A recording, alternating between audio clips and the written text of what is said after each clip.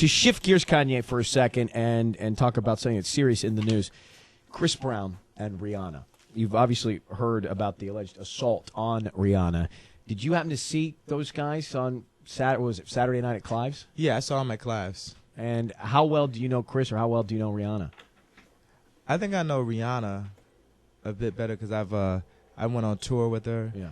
And we really vibed out on a lot of creative ideas and, with the touring. And I gave her all these references of Grace Jones and Jean Paul Goude, and just back in the 80s when pop stars just took it to a whole nother level. And I really felt and feel like Rihanna is so important to our culture, to pop music, to culture. Like I feel like she is the most important artist in music and has the most potential. And just for her, her taste level at her age and the songs she does and her style and her performance and her voice and everything, she has the potential to be, the greatest artist of all time.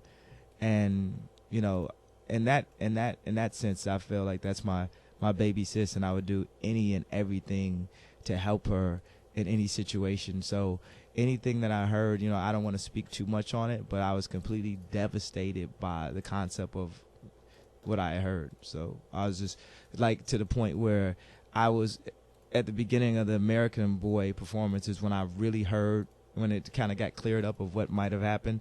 And I was doing American Boy, and I was completely devastated during the performance. Yeah. This was Saturday night. Yeah. So when you say you think of her as a little sister, then have you reached out to try and communicate with her? I don't want to speak more into like specifics. Yeah. With that situation, but all I want to say is like it's just so devastating. I feel like